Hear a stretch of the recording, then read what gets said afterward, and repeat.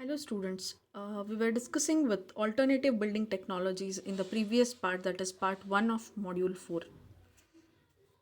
The outline of today's class goes like this: revision of previous class, remaining materials, construction methods of ferrocement and ferroconcrete, as well as applications.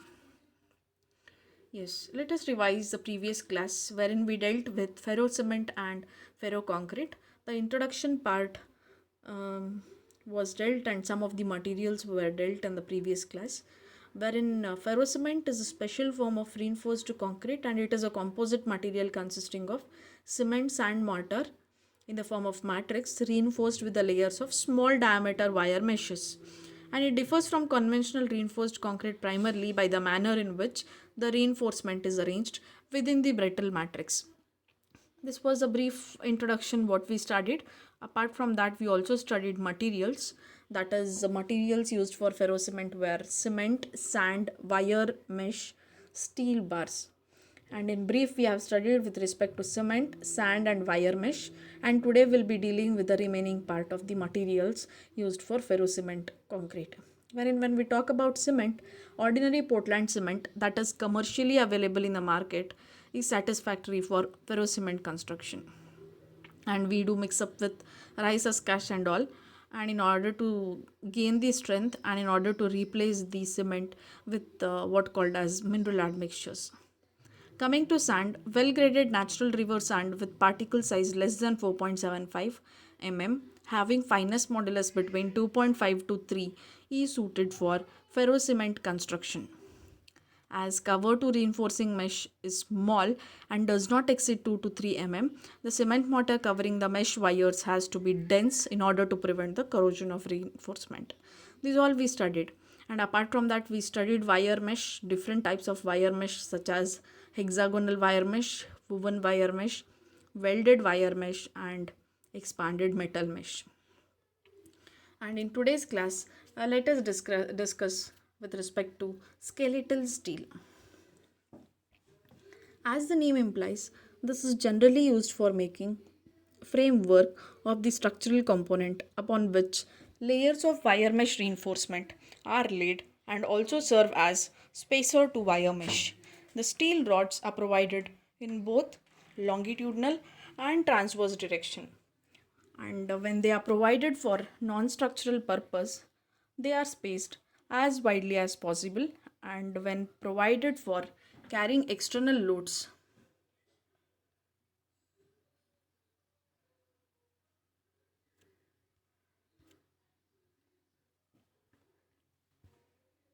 their spacing is governed by what called as design considerations. In general, mild steel rods or galvanized iron wires of diameter varying from 2 mm to 6 mm are preferably used. Sometimes, for structural purpose, high yield strength deform bars are also employed. Next is we'll study about admixtures.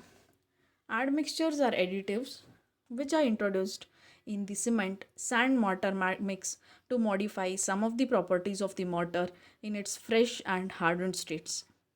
These materials may be chemical admixtures, in which cases they are added in quantities not larger than 5% by the weight of cement, or other materials in which they are added in excess of 5% by weight of cement and referred as an additives.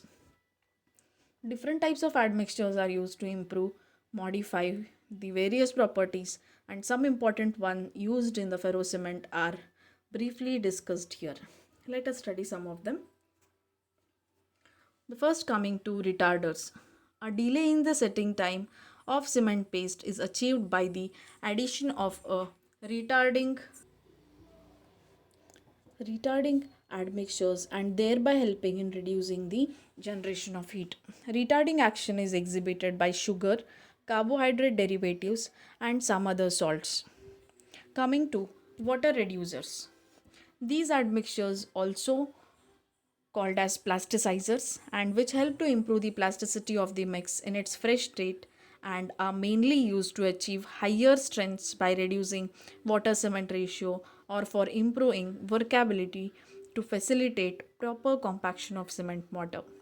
In addition to the above admixtures, ferrocement may require chemical additives to reduce the reaction between matrix, that is especially in alkaline environment in cement mortar, and galvanized reinforcement, which produces hydrogen gas. As the gas is formed on the wires, they deleteriously affected the bond strength. And when we consider chromium trioxide added to the mixing water has been reported to be useful in reducing this problem. Coming to the foamed blast furnace slag, which has been used as a lightweight aggregate for partial or full replacement of the sand, which results in reduction of density and thermal conductivity of ferrocement. And both these properties are desirable when ferrocement elements are used for roofing as well as the wall panels. Use of fly ash as a partial replacement of cement can help in improving the durability of ferrocement at the same time reduce cost. So this is all about the materials which are involved in the manufacturing of ferrocement or ferroconcrete, what we say. And how these are manufactured, let us study the construction methods of it. Ferrocement construction does not require skilled labor nor heavy capital investment on equipment to produce them. Uh, the following are four major steps in ferrocement construction: placing of reinforcement, mixing of mortar, placing mortar, curing. As the reinforcement content in ferrocement is very high, that is usually up to 8% by volume, and is uniformly distributed throughout the thickness of the element, the essential requirement is that the continuous mesh reinforcement has to be completely impregnated and covered with a cement mortar. And basically, to achieve this goal, one may either force the cement mortar into the pre existing skeletal steel framework, or alternatively force layers of mesh reinforcement into a bed of mortar.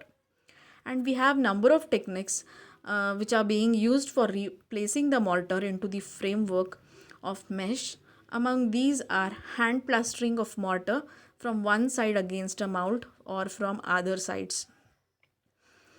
During this process, care must be taken to ensure full penetration of mortar and elimination of voids within the thickness of the panel. Hand vibrators can also be adopted when available while casting using mold. Molds of metal, wood, or masonry are made to suit the shape of the ferrocement component. And this is all done with some of the techniques. We have two techniques, namely one stage technique and two stage technique. One stage technique consists of single application of mortar from outside to inside of the mesh and subsequently finishing it off to a smooth surface before initial set takes place. This is one stage technique.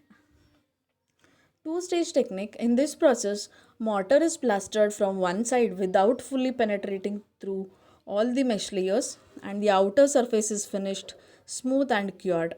Later, the remaining portion is plastered with the mortar. And to assist in bond between the old and new mortar, cement grout is applied before second stage of plastering is carried out on the old mortar. The same technique of plastering is carried out here. This technique is adopted when more than 5 layers of the mesh is used. At that time, we preferably go for two stage technique. And coming to sectional plastering, what they do. While undertaking plastering of large ferrocement structures, it may be preferably to plaster in sections using one stage technique and necessitating that the need of construction joints. But the disadvantages of this method is difficulty in obtaining a smooth construction joint due to differential shrinkage of mortar layers of different ages. Apart from the above mentioned manual methods for manufacture of what called as ferrocement, some mechanized methods have also been developed. You just can, I've just listed some: shotcreting or gunite plastering, wherein by using gun they use, wherein mortar is applied pneumatically by spraying on the skeletal steel framework by the means of compressed air. And sometimes we go for centrifuging for casting cylindrical units, and sometimes we prefer vibropressing for compaction. And all these mechanized methods are useful for large scale production of quality ferrocement components but require skilled technicians and considerable capital investment for machinery as well as equipment. Coming to the properties of ferrocement, we need to think of durability because durability plays a vital role when we think of any other alternative technology. The performance of ferrocement structures depends to a great extent on its durability against the environment that it is exposed. Even though measures needed to ensure durability of conventional reinforced concrete are also applicable to the ferrocement, there are three other factors affecting its durability, which are unique to ferrocement. There are three other factors affecting its durability, which are unique to ferrocement. The very first one is the cover to reinforcement in ferrocement is very low, and hence it is relatively easy for corrosive liquids to reach it. This is the first drawback what they say with respect to the cover. The surface area of the reinforcement is high, and so the area of the contact over which reaction takes place and the resulting rate of the corrosion are quite high. Yes, but obvious it is. Due to the use of galvanized reinforcement, the zinc coating can react with the alkalis in the environment or with the alkalis called as calcium hydroxide, which are present in the fresh cement mortar, and it leads to the formation of calcium zincate and hydrogen gas may be liberated. This is one kind. The other is there might be chance of these release of hydrogen gas on the surface of a reinforcement can deleteriously affect the bond between cement mortar as well as reinforcement. There may be chance of segregation of this. It has also been reported that addition of about 100 ppm of chromium trioxide to mixing water inhibits the formation of hydrogen. And a more serious difficulty is the galvanic corrosion, which can take place when galvanized steel, I mean whatever the mesh will be placing inside, and the ordinary steel, which we call it as skeletal steel, are in contact via the electrolytic solutions present in the mortar. Whereas the reinforcement is protected from corrosion by the mortar cover, which may get damaged by external or internal causes. The external cause may be physical, chemical, or mechanical, like weathering, abrasion, and attack may be natural, and industrial liquids and gases may also lead to disturbance. Whereas the extent of damage caused by these agents depends on the quality of the mortar, even though under extreme conditions any unprotected mortar is bound to deteriorate. Wherein the internal causes are alkali aggregate reaction and permeability of the mortar. Coming to the permeability of ferrocement, which is of significance particularly with regards to water tightness of the liquid retaining structures. Further permeability of mortar in precast units for housing like floor, roof, and wall elements can cause penetration of humidity resulting in corrosion of reinforcement. In ferrocement marine structures, due to thin cover of mortar, the danger of corrosion of the reinforcement is quite high. But to protect the reinforcement from corrosion, coatings of vinyl or epoxy types can be provided, and the coating should have the following characteristics which I will be discussing now. It should have a good adhesion to the mortar. It should be tolerant to the alkalinity in ferrocement. It should possess good abrasion and chemical resistance. It should be impermeable with respect to water and chemicals, and should be non-toxic and suitable for the use of unskilled labors too. This is about durability, and we need to think with respect to ferrocement components.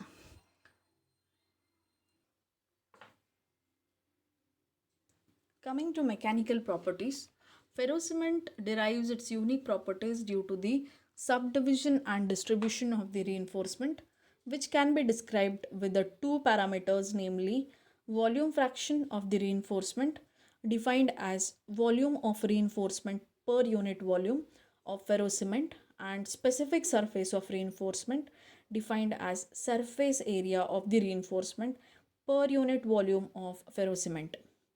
Within the elastic range, ferrocement can be considered as a homogeneous material and its elastic properties can be obtained from the elastic properties and volume fractions of its constituents. And when we talk about behavior in tension, within elastic range, the total load, which we name it as PT, carried out by the ferrocement element is shared between the reinforcement carrying the load. And by behavior in flexure, ferrocement elements being thin walled, they derive their strength and stiffness due to the shape and form of the element. The analysis of ferrocement elements is in bending can be performed using the conventional reinforced concrete theory. It is assumed that the cross section of the element, which are plane and normal to the neutral axis before bending, will remain plane and normal to the deformed neutral axis. If the skeletal steel is provided very close or at the centroid of the cross section, practically it will have no contribution in bending and hence can be neglected within the elastic range. Coming to the cracking behavior, the cracking behavior like number of cracks and their widths depend on the specific surface of the mesh reinforcement in the longitudinal direction. If the skeletal steel is provided for structural purpose, they'll be located close to the tension phase of the element and their contribution to the flexural strength needs to be accounted. Typical design calculations for a ferrocement roof element having an open cylindrical cross section. This is all about behavior in flexure.